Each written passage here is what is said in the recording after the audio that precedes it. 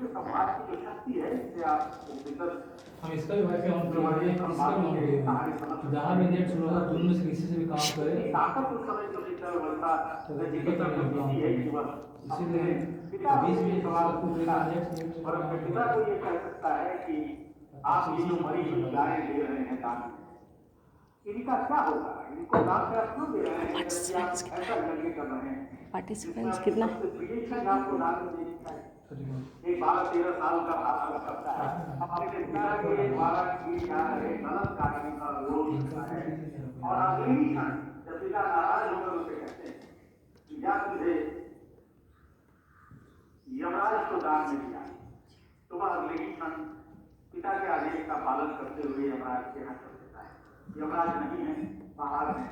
3 दिनों तक उनकी प्रतीक्षा करता है। जब यमराज लौटते हैं तो कहते हैं कि तुमने ऋषि कुमार तुमने 3 दिनों तक मेरी प्रतीक्षा की, वरदान ये बिल्कुल नहीं होता है। आज हमको और आपको पता लग जाए कि कल किसी कारण पर प्राण जाने वाले हैं तो आज से सीखने सिखाने की सारी प्रक्रिया बाकी है।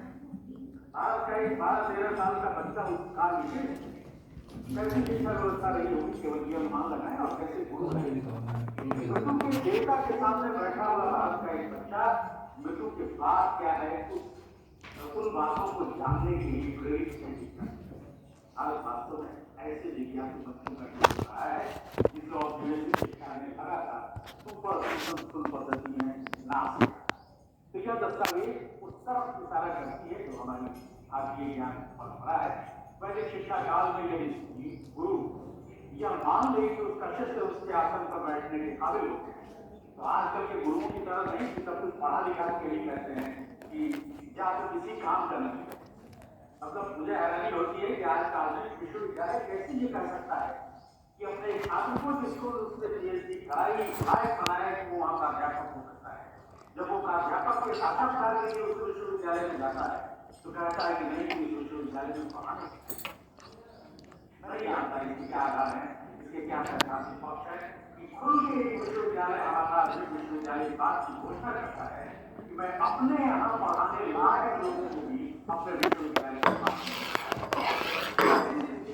जो हमारी परंपरा रही है उसमें जैसे ही योग में आया गया गुरु ने कहा आओ मेरा करो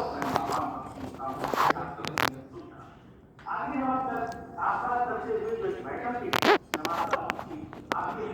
निकुंज सर आए?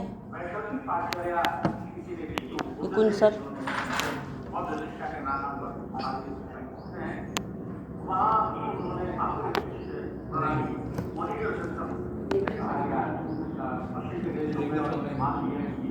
लगता है नहीं बोल पाएंगे, हमको ऐसा लग रहा है।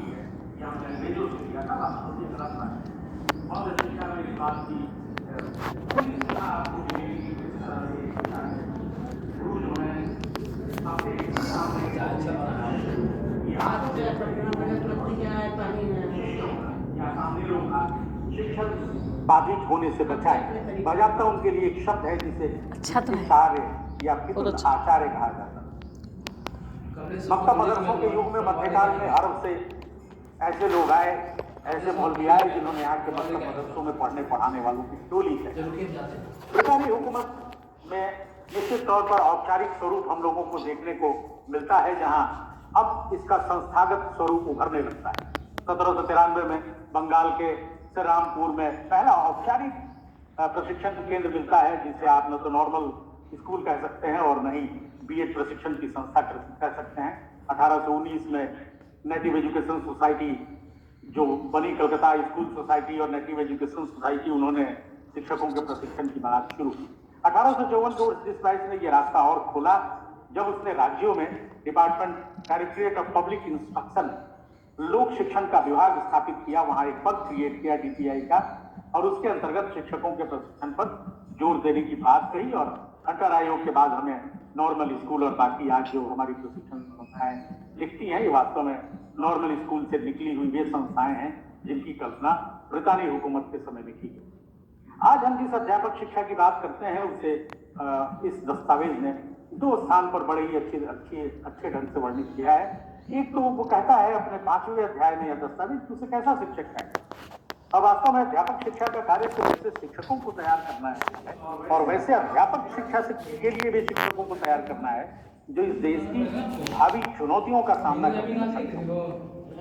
यह जान लेना भी आवश्यक है कि आज के समय में हमारे समय में हमारी शिक्षाई चुनौती क्या है जिसको ध्यान में रखते हुए और अध्यापक शिक्षा की विशेष चुनौतियां क्या है जिसको ध्यान में रखते हुए इस नीति ने अपनी कुछ सिफारिशें की है। एक तो जैसे ही स्कूली पाठचर्या में संरचना में परिवर्तन आता है उन्हीं को आता है, हमारे सामने एक चुनौती खड़ी होती है कि अब जबकि हमने 3 वर्ष विद्यालय जाने के पहले के 3 साल को मुख्य धारा में शामिल कर दिया है जिसे अब तक हमने आंगनबाड़ी या किंडरगार्टन या मॉन्टेसरी सिस्टम में रखा था। अब हम 3 वर्ष पहले और पहली और दूसरी को मिला के 5 वर्षीय एक ऐसी शिक्षा की संकल्पना कर रहे हैं इस 15 वर्षीय शिक्षा संरचना में। तो इस 5 साल के लिए भी हमें शिक्षक की आवश्यकता है। भारत में जो नर्सरी का मामला है वो कमजोर रहा है। मेरा मोटा अनुमान है कि अपने राज्य में आज भी इतनी आबादी होने के बावजूद ये ऐसी संस्थाएं थी या इन बच्चों की जो विद्यालय पूर्व वाले बच्चे हैं या पहली दूसरी पर फोकस होकर काम डीएलएड और बीएड पाठ्यक्रम चलाने वाली संस्थाएं भले ही बड़ी हैं, वो भी 2012 के बाद बड़ी हैं, लेकिन ये जो एक नई चुनौती आई है और उसमें एक चुनौती और जुड़ती है वो है स्थानीय भाषाओं में पढ़ाना। दरअसल हिंदी क्षेत्र का जो अपमान किया गया है इस भूगोल का, जिस भूगोल में कई भाषाएं बोली जाती हैं। यदि हम बिहार के भूगोल को देखें तो 5 भाषा क्षेत्र बहुत साफ साफ दिखाई देते हैं जिसमें मैथिली, भोजपुरी, मगही, अंगिका और महिला है। लेकिन हमने बड़े उत्साह के साथ जब लिखा तो लिखा कि हमारी मातृभाषा और हमें मान लिया गया कि हमारी मातृभाषा पूछना है। वास्तव में उस समय हम भोजपुरी की बलि दे रहे थे। हम इसके बाद हम ही को बोलना है, हम क्वेश्चन पूछ के हम बोलेंगे और मान रहे थे कि हमारी भाषाएं बोलिए ना, लोगों को प्रश्न करना है बस। हाँ, क्योंकि उसके बाद हम ही को बोलना है, निकुंज सर नहीं है। हाँ। तो हमें लगता है कि हमारी भाषाएं वास्तव में अब हिंदी में शामिल नहीं है बल्कि धीरे धीरे बाहर। ऐसा नहीं है कि आज विद्यापति के वंशज नहीं है, प्रतिमा मैम नहीं पूछेंगी, वंशज नहीं है, उधर है ऑफिस में, वंशज नहीं है, ऑफिस में है, बोलिए ना ऑफिस में। प्रतिमा मैम को पूछना तो है ही, प्रतिमा मैम को कहिए पूछ लेंगी। पूछना तो इनसे है ही, सबसे इम्पोर्टेंट आदमी यही है चारों। अपने विषय के लेखक कवि नहीं थे तो वे सभी जो आसपास की भाषाएं थी उनमें लिखने वाले लोगों को आपने और धीरे धीरे आपने कहा कि देखिए चैट है, चैट कहाँ है चैट। आप जब 1953 की अंतिम पटना विश्वविद्यालय की मैट्रिक की हिंदी की पाठ्यपुस्तक देखेंगे, गद्य पद्य संग्रह जो था, अंतिम परीक्षा ली थी पटना विश्वविद्यालय ने 1954 के बाद बिहार स्कूल एग्जामिनेशन बोर्ड आ गया और उसमें परीक्षाओं का संचालन शुरू किया। ये जो संग्रह था इसमें 2 कविताएं ऐसी थी जिसका शीर्षक ही था मैथिली कविता और भोजपुरी कविता। आज आपको इन हिंदी के किसी पाठ्यपुस्तक में ऐसे पाठ मिलने मुश्किल हो जाएंगे। बिहार के लिए जब हम लोग नई पाठ्यपुस्तकें बना रहे थे उस समय भाषाओं से ये तय किया गया था कि 20% पाठ हम अपनी आसपास की स्थानीय भाषाओं से लेंगे और हम लोगों ने सैद्धांतिक रूप से इनको बोली नहीं बल्कि स्थानीय भाषा माना था। बोली करके जो इन्हें लगातार बाहर किया जाता रहा कि इनकी कोई लिपि नहीं है, लिखी नहीं जाती, इसलिए ये भाषा नहीं हो सकती। भाषा विज्ञान के आधुनिक तत्वों के आधार पर, आधुनिक सिद्धांतों के आधार पर हम लोगों ने माना था कि सभी हमारी स्थानीय भाषाएं और इनमें पढ़ने पढ़ाने की प्रेस विज्ञप्ति में 5 आदमी है कुल लगाई हुई है बाकी भाषाओं में। बोले उन्होंने मैम 2 क्वेश्चन आप पूछ लीजिए क्योंकि सब लोग उधर लगा हुआ है। इसके बाद आप मैम कोई बोल रहा है कि कुंज सर आए, कुंज सर अभी तक आए नहीं, तो इसके बाद हम मेरा प्रेजेंटेशन क्वेश्चन शहर में जितनी मैथिली बोली जाती है, मोतिहारी में जितनी भोजपुरी बोली जाती थी, बेतिया में जितनी भोजपुरी बोली जाती थी, आज धीरे धीरे उसमें कमी आई। एमएनएकेडमी में पढ़ते हुए मेरी यह मजबूरी थी कि मैं अपने कबीरपुर जरहार के मित्रों से तब तक संवाद नहीं कर सकता था जब तक मैं मैथिली बोलना न सीखूं। मेरी मातृभाषा भोजपुरी है और वहां जाकर पढ़ते हुए मैंने मैथिली सीखी और आज भी वो भाषा मेरे पास है और मैं उसका उपयोग करता हूँ। वैसे ही मेरे बहुत सारे ऐसे मित्र जो गैर भोजपुरी भाषी थे, जब वो केआर हाई स्कूल बेतिया में पढ़ने आए तो उन्होंने वहां भोजपुरी सीखी यानी वहां के परिवेश की भाषा सीखी थी। अब हम कह रहे हैं कि हमारे प्रारंभिक अवस्था में बच्चों को हम उन्हीं भाषाओं में पढ़ाएंगे। तो अध्यापक शिक्षा के लिए एक बड़ी चुनौती ये होगी कि हम इन भाषाओं के शिक्षकों को कैसे तैयार करें। वैसे जो हिंदी की भी दशा है उसे उत्तर प्रदेश के परिणाम से आप साफ साफ जान और मान सकते हैं कि क्या दुर्दशा हुई है। भारत के में आए हुए आयोगों में ऐसा नहीं है कि अध्यापक शिक्षा को लेकर चिंता नहीं रही, बराबर से यह चिंता का विषय रहा है कि हमारे यहाँ अंतिम चयन के रूप में हम अध्यापकीय जीवन को या अध्यापन वृत्ति को स्वीकार करते हैं। राधाकृष्णन आयोग ने बहुत साफ साफ इस बात को लिखा था, मैं उनकी अनुशंसा को ही कोट करता हूं। उन्होंने कहा था कि शिक्षण में व्यवहारिक अनुभव वाले वर्ग से टीचर एजुकेटर्स का चयन किया जाना चाहिए। अल्प वेतन युक्त शिक्षकों को स्थिति में सुधार किया जाए, अच्छा वेतन दिया जाए ताकि इसे अंतिम चयन के रूप में न स्वीकार किया जाए। उन्होंने अध्यापकों के लिए रिफ्रेशर कोर्स की बात की थी, जिसे हम इन सर्विस की बात के रूप में आज देखते हैं। सबसे पहले मुलालियार आयोग ने यह सवाल उठाया था कि प्रशिक्षण की अवधि जो है सेकेंडरी एजुकेशन के लिए वो 1 साल से 2 साल कर दी जानी चाहिए। और कोठारी ने कहा था कि हर यूनिवर्सिटी के पास एक स्कूल ऑफ एजुकेशन होना चाहिए जहां टीचर एजुकेशन की व्यवस्था है। अब यहाँ ठहर के हमें वास्तव में थोड़ी देर एजुकेशन सब्जेक्ट एजुकेशन एक विषय के रूप में, एजुकेशन एक अनुशासन के रूप में, शिक्षा शास्त्र एक विषय अनुशासन के रूप में देखने की आवश्यकता है। वास्तविकता यह है कि इस विषय के प्रति जो नजरिया रहा है पढ़े लिखे समाज का, वो हाशिए का है। शिक्षा शास्त्र यानी हाशिए का वो विषय कि एक व्यक्ति जो एमए में बेहतर नहीं कर सका, उसने फिर बीएड किया और एमएड किया, और एक सेकेंड रेटेड लोग, ऐसे लोग जिनको अपने विषय में कोई जगह नहीं मिली, वे लोग टीचर एजुकेटर हो कराए। एक समय और संदर्भ के लिए बात सही हो सकती है, मैं भी मानता हूं, लेकिन 20वीं सदी के अंत और 21वीं सदी के शुरुआत में ऐसा नहीं है।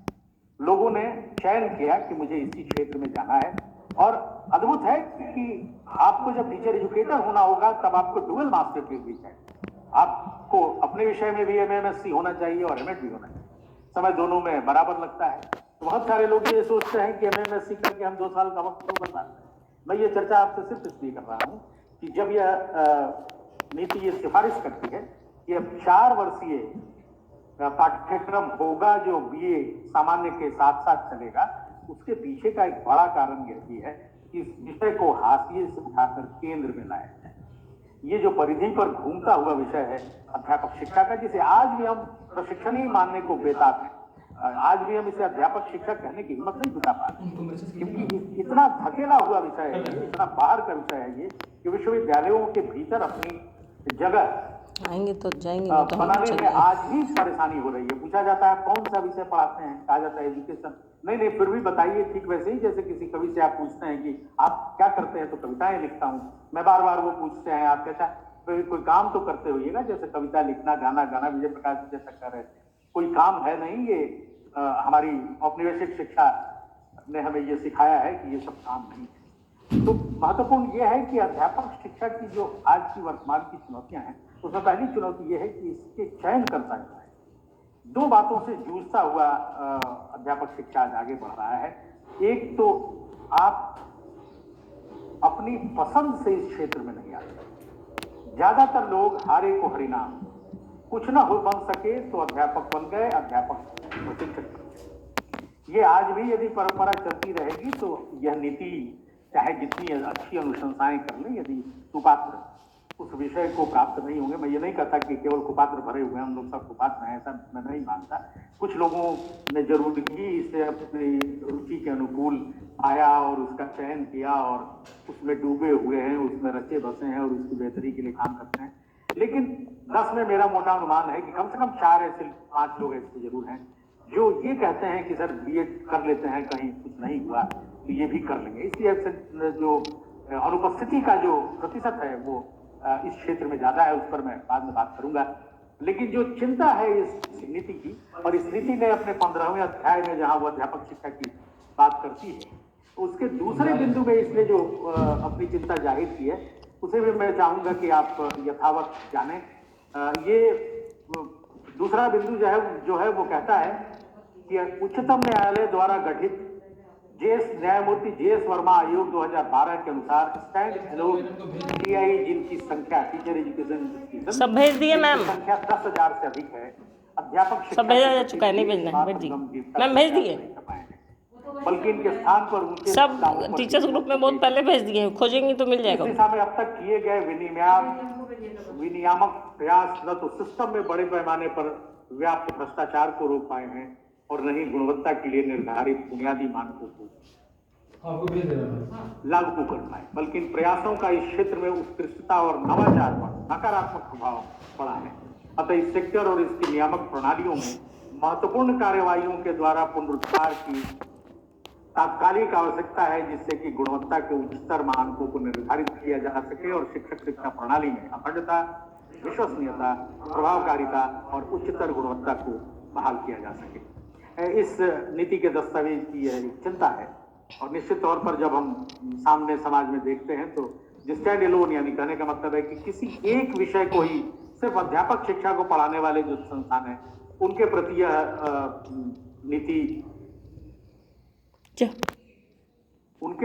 नीति बहुत कठोर रवैया अपनाना चाहती है। उसके पीछे का कारण यह है कि जब हम 4 वर्षीय अध्यापक शिक्षा की बात कर रहे हैं तो उसके मुख्य धारा में हम शामिल यदि नहीं करेंगे तो जिन विभिन्न विषयों की पढ़ाई लिखाई होनी है उनके लिए परेशानी आएगी। लेकिन ऐसा नहीं है कि 2 वर्षीय बीएड समाप्त हो रहा है।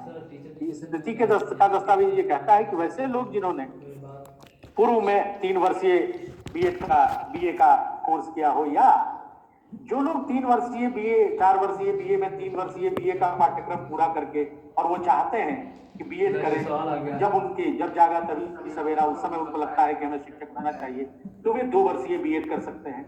वैसे लोग जिन्होंने इस व्यवस्था में 4 वर्षीय बीए का पाठ्यक्रम किया है या 1 वर्षीय एमए का भी पाठ्यक्रम पूरा कर लिया, उनके लिए स्थान निर्धारित किया है इस नीति ने कि उनके लिए भी 1 वर्षीय बीएड या 1 वर्षीय प्रशिक्षण कार्यक्रम चलाया जाएगा। ले देखिए, जो परिवर्तन दिखाई देता है अध्यापक शिक्षा के क्षेत्र में वो ये है कि अभी जो 15 तरह के पाठ्यक्रम, 17 तरह के बल्कि जो एनसीटीई के 2014 रेगुलेशन के तहत इस देश में प्रचलित हैं, उनकी संख्या घटेगी। लेकिन आने वाले दिनों में जो सबसे बड़ी चुनौती होगी वो होगी विद्यालय पूर्व और पहली और दूसरी कक्षा के शिक्षकों की तैयारी के लिए अध्यापक शिक्षा के स्वरूप की संरचना। उसकी संरचना कैसी होगी, देश इस पर मंथन कर रहा है। हम लोग भी सोच विचार रहे हैं कि वहाँ क्या कर सकते हैं। दूसरी बड़ी चुनौती जिसका सामना हमें करना है, विशेष करके तथाकथित हिंदी प्रांतों में, कि उन्हें अपनी स्थानीय भाषाओं में पढ़ाने वाले ऐसे शिक्षकों को तैयार करना होगा जो अपनी भाषा के प्रति ममत्व रखते हो, जिन्हें अपनी भाषा बोलने में परेशानी न हो। ऐसी स्थिति में एक शिक्षक बहुभाषिक हो कोई फर्क नहीं पड़ता, लेकिन जब आप एक बच्चे को बचपन से ही स्कूल में उसकी मातृभाषा बोलने के लिए दंडित करने लगते हैं, I will not speak in Hindi, always speak in English, इस तरह के दंड के प्रावधान करते हैं, तो उसके बाल मन पर जो गहरी छाप पड़ती है वो ये समझ लेता है कि मैं जो कह रहा हूं, मैं जो बोल रहा हूं जिस भाषा में, यह मुझे गंवारूपन से मुक्ति नहीं देती। तो जब आप भारतीयता की, भारतीय विविधता की, बहुभाषिकता की बात करते हैं, मल्टीलिंगुअलिज्म की बात करते हैं, तो उसका सम्मान करना सीखना है। समावेशी या समावेशन की बात हम कर रहे हैं कि सभी तरह के लोग एक दायरे में आए और मिलजुल कर आगे बढ़ने का प्रयास करें, कौशल आधारित समाज हो। वैसे में अध्यापक शिक्षा का जो स्वरूप दिखाई देता है आने वाले दिनों में, एक तो जो हमारा इंटर्नशिप का कार्यक्रम है, इसके स्वरूप में और व्यापक बदलाव करने की जरूरत है। व्यापक बदलाव करने का मतलब है कि अभी एक धार्मिक क्रिया की तरह हमारे बच्चे पूर्व के टीचिंग प्रैक्टिस और अभी के इंटर्नशिप में या स्कूल एक्सपीरियंस प्रोग्राम में बहुत फर्क दिखाई नहीं देता। जैसा हम लोगों ने किया था 20 दिन का, 1 महीने का शिक्षण अभ्यास, वैसे ही 4 महीने वाला भी है। लेसन प्लान बना लिया, कुछ बातें लेके चले गए और वहां से 4 महीने में ये कहा जाता है कि आप बिल्कुल उस चिकित्सक की तरह हैं जिसे अपने सारे औजारों की समझ है। लेकिन हमारे बच्चे जब 4 महीने के लिए स्कूल जाते हैं तो अपनी एक किताब जिससे वो लेसन प्लान बनाते हैं उससे भी पूरी तौर पर नहीं पढ़ पाते। यदि उन्हें सिर्फ 4 पाठ पढ़ाने हैं तो उसी 4 पाठ पर 20 लेसन तैयार कर लिया। पूरी किताब पढ़ने की ताकत और शक्ति हम उन्हें नहीं दे रहे।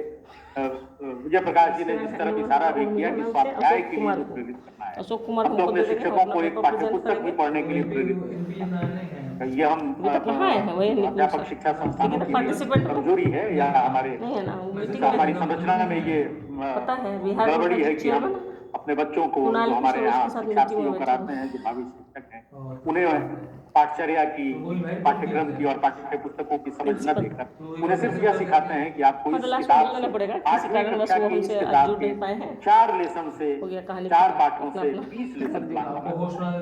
इंटर्नशिप का मतलब जो सोच कर रखा गया था तब भी जब रखा था। एक तो मैं ये नहीं मानता हूँ कि किसी भी नीति का दस्तावेज ना अपना कुछ सभी प्रॉब्लम बातें है ऐसी कहता है जो बिल्कुल हमको भी टेंशन अरे हो वो रहा है। पोस्टर पे 2020 के इस दस्तावेज में भी इसमें हम ऐसी लोग बहुत सारी अपना बातें टाइम हैं दिए जो थे छूटी हुई हैं जिससे और जो पहले के स्टैंडी आयोगों ने कहा है स्टैंडी हमने पूरा नहीं हम किया। लोग उसका फोटो ले जैसे हम स्टैंडी जो बनाए बीएड या एमएड की कक्षाओं में यह करप्शन सवाल ये पूछने की फ्री हिम्मत ही है नहीं कर सब सकते फोटो लिए था कि कोठारी आयोग ने जो अनुशंसा की थी उन अनुशंसाओं में कौन सी ऐसी बातें हैं जो आज तक लागू नहीं ना नहीं। दूध है कि तो पहले रद्दी दे भेजा जाता हम ये सवाल नहीं पूछते कि यदि लास्ट डे के लिए 6% अपने बैठ जीडीपी के का शिक्षा पर व्यय पेपर कर दिया लिखिए जाए तो कि भारत कौन में सा सी अर्जेंट क्रांति काम आएगी। है 10 बार उसी को लिखिए। ये अनुमान लगाने की हम बात नहीं करते। स्टीरियोटाइप हमारे बड़े भी कह रहे थे 6% होना चाहिए, हम भी कहते हैं 6% होना चाहिए, लेकिन बीएड एमएड की कक्षाओं में हम इस पर विमर्श नहीं करते कि 6% होने के बाद भारतीय शिक्षा का कैसे होगा या क्या होना चाहिए, क्यों हमें 6% चाहिए। तो ऐसे जो छूटे हुए सवाल हैं और या यूं कहिए कि ऐसे उलझे हुए सवाल हैं। कोठारी आयोग को आए हुए आज 1968 से आप मोटे तौर पर जोड़ ले तो 60-62 साल, 50% खत्म हो 50-52 साल तो हो ही गए। ऐसे में इन 50-52 वर्षों में यदि ये बातें पूरी नहीं हुई तो उसके कुछ न कुछ कारण रहे होंगे। उन कारणों को हमें समझना चाहिए। इस नीति ने मुझे लगता है कि उन कारणों को समझने की कोशिश की है और उसके बरबक्स अपनी अनुशंसाएं की हैं जो थोड़ी धरातल पर उतरने में कामयाब हो सकती हैं, ऐसा मेरा भरोसा है। मोटे तौर पर यदि हम अध्यापक शिक्षक के प्रणालीगत संरचना को देखें तो बहुत बड़ा फर्क सिर्फ यही आ रहा है कि 3 तरह के पाठ्यक्रम और एक चौथा जो सेवा पूर्व का है उसमें बदलाव आएगा। जो सेवाकालीन प्रशिक्षण है उस पर भी इस आयोग ने अपनी गहरी चिंता जाहिर की है। सेवाकालीन प्रशिक्षण का मतलब यह है कि यहाँ 2 लोग ऐसे हैं जो उस सेवाकालीन प्रशिक्षण से सीधे जुड़े हुए हैं, आदरणीय विजय प्रकाश जी और निकुंज नारायण। हम लोगों ने बराबर अपनी शर्तों पर प्रशिक्षण दिया है। बिहार के किसी शिक्षक ने कभी हमसे ये नहीं कहा कि हमें आयत पढ़ाने में दिक्कत हो रही है, हमको आयत पढ़ाना सिखा दीजिए, या शून्य और वृत्त की अवधारणा में परेशानी हो रही है बच्चों को, आप इस तरह का एक प्रशिक्षण मॉड्यूल बनाइए हमारे लिए कि हम अपने बच्चों को ये बता सकें। वास्तव में उन्होंने केंद्रीकृत ढंग से एक प्रशिक्षण चर्या बनाई और उसे पूरे राज्य में लागू कर दिया। पहले तो ये था कि हम राज्य स्तर पर ऐसी चर्याएं बनाते थे, अब तो कमाल है कि अब ये राष्ट्रीय स्तर पर ही बनती है और निष्ठा प्रशिक्षण चर्या एनसीईआरटी में बनेंगी और देश भर में एक साथ लागू कर जाएंगे। ऐसी से ऐसे सेवाकालीन प्रशिक्षण के पक्ष में ये नीति का यह सर्टिफिकेट बनाना पड़ेगा। ये कहता है कि अपने स्थानीय जरूरतों के जो हम आपको दिए थे जिसके तहत या जिस परिकल्पना के तहत सीआरसी, बीआरसी, डाइट, बाइट आदि की स्थापना हुई थी, क्लस्टर रिसोर्स सेंटर, संकुल संसाधन केंद्र, ब्लॉक रिसोर्स सेंटर, प्रखंड संसाधन केंद्र और जिला स्तर पर डाइट, ताकि हम स्थानीय स्तर पर आने वाली शैक्षिक समस्याओं का समाधान कर सकें। वो धीरे धीरे गायब हो गया। हालांकि यह नीति भी संकुल या क्लस्टर निर्माण की बात करती है। वो कहती है कि उनमें आपस में जो शिक्षक होंगे उनका भी हम उपयोग करेंगे। एक स्कूल में शिक्षक नहीं है तो वो दूसरे स्कूल में जाकर यदि विशिष्ट शिक्षक हैं किसी क्षेत्र विशेष में उनकी उपलब्धि है तो वहां वो अपनी भूमिका निभाएंगे। जो एक बड़ी बात या परिवर्तन इस नीति से में दिख रहा है वो यह है कि हमें अब अध्यापक शिक्षा के क्षेत्र में तकनीकी का, टेक्नोलॉजी का उपयोग करना है। वैसे जितने लोग जो ये मानते हैं कि तकनीकी का उपयोग नहीं करना है, वे वास्तव में धीरे धीरे इस परिधि से बाहर होने वाले हैं। इसलिए आप ये न माने कि आप तकनीकी के उपयोगकर्ता नहीं होंगे। आने वाला वक्त इस तरह की चुनौती हमारे सामने रखेगा कि हमें तकनीकी से लैस होना होगा, लेकिन तकनीकी वर्ग कक्ष को विस्थापित नहीं कर सकती है, ऐसा मैं नहीं मानता। क्योंकि जो आमने सामने का, जो संवाद का की व्यवस्था रही है भारतीय ज्ञान परंपरा में, उसका विकल्प पूर्णतः तकनीकी नहीं हो सकती। आप जहां बैठे हैं वह गांधी की जगह है। बिहार विद्यापीठ, ये अलग मामला है कि अब उसके तत्व तो वहां दिखाई नहीं देते। काशी विद्यापीठ आज भी जीवित है, गुजरात विद्यापीठ आज भी जीवित है। बिहार विद्यापीठ पता नहीं कब और कैसे इतिहास हो गया कि वहां से अब नई शुरुआत हुई है, जब उसके 100 साल फरवरी 2021 में पूरे होने वाले हैं। मुझ जैसे लोग जिनका पीढ़ियों का संबंध इस संस्थान से है वो भरोसा करते हैं कि शायद 100 साल बाद बिहार विद्यापीठ अंगड़ाई ले और कॉलेज शुरू हुआ है, पुरानी व्यवस्था को फिर से कायम करें, इस विश्वविद्यालय और राज्य को मिले, ऐसी मैं कामना करता हूँ। तो मैं ये कह रहा हूँ कि गांधी जी ने जो कहा था, गांधी जी ने बहुत साफ कहा था कि मैं मशीन का विरोधी नहीं, लेकिन मैं वैसे मशीन को स्वीकार नहीं कर सकता जो मनुष्य को था। एग्जामिनेशन कंट्रोलर है। बहुत सारे लोग डरे हुए हैं कि तकनीकी आने के डर को बहुत हद तक विजय प्रकाश जी ने भगाया तो दिए हैं, लेकिन और उन्होंने उदाहरण देकर बताया है, हमें समझाया है कि कौन कौन सी चीजें आई तो क्या क्या उनको जानता है अच्छे तो इस तकनीकी से घबराना या डरना नहीं है, बल्कि इसे हमें स्वीकार करना है और निश्चित तौर पर इसका प्रयोग बढ़ाना होगा। जो इंटर्नशिप के हमारे कार्यक्रम हैं, जो हमारे कक्षा वर्ग कक्ष में चलने वाली गतिविधियां हैं, उसमें तकनीकी का मतलब सिर्फ पावर पॉइंट प्रेजेंटेशन नहीं होता है, माफ करिएगा, कि आप अपनी कक्षा में सिर्फ पीपीटी बनाकर ले गए। ये वास्तव में मनुष्य के उस स्मृति पर को क्षरित करता है जो हमारी एक तरह से ख्याति है, कि हमें कुछ याद न रखना पड़े, इसलिए हमने पावर पॉइंट बना लिया और निकल पड़े कि अब इसी पावर पॉइंट से नजर पार हो जाए। केवल पावर पॉइंट इसके लिए नहीं होता है, मोनोटोनी तोड़ने के लिए हम इसका उपयोग करते हैं। टेक्नोलॉजी का उपयोग हमें जहां लगता है कि अब बातचीत करने में कुछ और सहायक सामग्रियों की जरूरत है, तो ये हमारा एड ही हो सकता है, टीचिंग एड हो सकता है।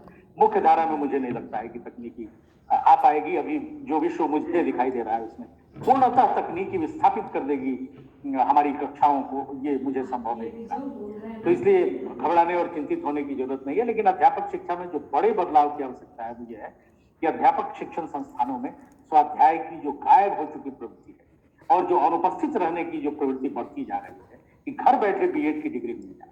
अभी नामांकन शुरू हो रहा है और कॉलेज का पहला सवाल बच्चे ये पूछते हैं कि सर आपके यहाँ रोज आना पड़ेगा, यदि नहीं आएंगे तो और कितना लेंगे आप। ये हमारे हिस्से का सच है। एक महाविद्यालय का प्राचार्य होने के नाते मैं पिछले 8 वर्षों से इस तरह की बातों को झेलता रहा हूँ। एक अद्भुत राज्य जहां नहीं पढ़ने के लिए बच्चे अधिक फीस देने को तैयार हैं, उस राज्य का तो भगवान भी बता दें। इसलिए एक तो मेरा विनम्र आग्रह है कि अध्यापक शिक्षा संस्थानों को अपने उस चरित्र को फिर से वापस लाना होगा, जहां पढ़ने पढ़ाने पठन पाठन की नियमित व्यवस्था थी, जहां दोनों ही उपस्थित थे, शिक्षक भी और छात्र भी। हाँ ठीक है, आप चाहिए कि ऑनलाइन कक्षाएं आपकी चले, चला लीजिए, लेकिन ऑनलाइन कक्षाएं आपके करिकुलम को, आपकी पाठ्यचर्या को, उस अस्तित्व का क्या होगा जो हम इन संस्थाओं में देते हैं, उस व्यवहार का क्या होगा जो हम एक दूसरे के साथ करते हैं। अभी हम फोन करेंगे, अभी लगेगा आधा घंटा। लोग सोए हो गए अभी हैं 5 बजे तक। हाँ और कितने लोग नहीं, 5:30 साढ़े 5 तक। फिर भी मुझे जो समय आवंटित किया गया है, मैं अपनी बात फोन कर देंगे, ठीक। बाद में 2-4 लोग कुछ सवाल पूछ लेंगे, उसका जवाब हो जाए। लेकिन यदि आप मेरे सामने बैठे होते तो एक तो आपकी चाय भी नहीं बचती, वेबिनार के बाद हम इकट्ठे चाय पीते, घर का हालचाल भी लेते, दूसरों के बारे में जानते। अभी अभी लोकतंत्र का महापर्व समाप्त हुआ है, इस पर गर्मा गर्म चर्चा होती, लेकिन यहाँ वो सुविधाएं नहीं। एक उदास बच्चे के कंधे पर रखा हुआ शिक्षक का एक हाथ उसकी उदासी को कैसे गायब करता है, ये वही समझ सकता है जिसके हाथ अपने उदास बच्चे के कंधे पर कभी पड़े। तकनीकी ये काम जीवन के अंतिम सांस तक नहीं कर सकती है, चाहे वो जितनी विकसित हो जाए। इसलिए वह जो स्पर्श है, वह जो संवेदना है, वह जो स्पंदन है, जो एक शिक्षक अपने शिक्षार्थी तक संप्रेषित करता है, उसके लिए उन दोनों का साथ संक्रिया करना आवश्यक है और उसे कोई तकनीकी बेदखल नहीं कर सकती, मेरा यह पूर्ण विश्वास है। और यह नीति इस बात की वकालत करती है कि हमें अपनी परंपराओं के साथ, हमें अपनी विविधताओं के साथ, हमें अपनी बहुभाषिकता के साथ आने वाली पीढ़ी के लिए वैसे शिक्षक तैयार करने हैं जो अपने समय साथ की चुनौतियों का सामना करने में सक्षम हो। ऐसा नहीं कि अपने जो चुनौतियां आए उसे वे छोड़कर भाग खड़े। ऐसे शिक्षक हमें तैयार नहीं करने जो अपने औजारों के बारे में, जो अपने कार्यों के बारे में बताएं। हम ऐसी पीढ़ी का निर्माण न करें जो विज्ञान पढ़ के आए, हमारे बेतिया के जंगल में डीएफओ हो जाएं और पहले ही दिन से 60 साल का पेड़ काटना शुरू कर दें, जिन्होंने पढ़ा है कि जंगल का रक्षण करना क्यों जरूरी है। पृथ्वी पर जंगल नहीं होंगे, वन नहीं होंगे तो क्या होगा। पहले ही दिन से हमारे जंगल को तिरोहित करना, उसके 60 साल को काट लेना, उस पूरे जंगल को कथा विहीन कर देना, यह एक पढ़ा लिखा विज्ञान का विद्यार्थी करता है। आप सब जानते हैं कि धौलपुर हाउस विज्ञान में दीक्षित ग्रेजुएट, जो दुनिया की सबसे बड़ी डिग्री होती है, हासिल करने वाले लोगों को मिलता है। हमारे वन यदि खाली हुए हैं तो उसमें हमारे यहाँ के हारू लोगों की भूमिका नगण्य है। इन पढ़े लिखे लोगों ने, इन विज्ञान पढ़े लोगों ने जाकर हमारे वनों को नंगा किया है। जहाँ आज की तिथि में हमारे बचपन में जो खैरा के पेड़ जो कथा दिखता था, अब आपको नहीं मिलेगा, 60 साल गायब होते जा रहे। तो हम ऐसे शिक्षक न तैयार करें जो सजग और सचेत न हों और जिन्हें कुछ लेना देना नहीं कि वो कैसे। यदि एक शिक्षक सजग और सचेत है तो वो कभी अपनी कक्षा से अनुपस्थित होने के प्रति 5 बार सोचेगा। एक शिक्षक जो सच में शिक्षक बनना चाहता है एक शिक्षार्थी, तो वो 5 बार नहीं 50 बार सोचेगा कि वो अपनी कक्षा से आज क्यों आए।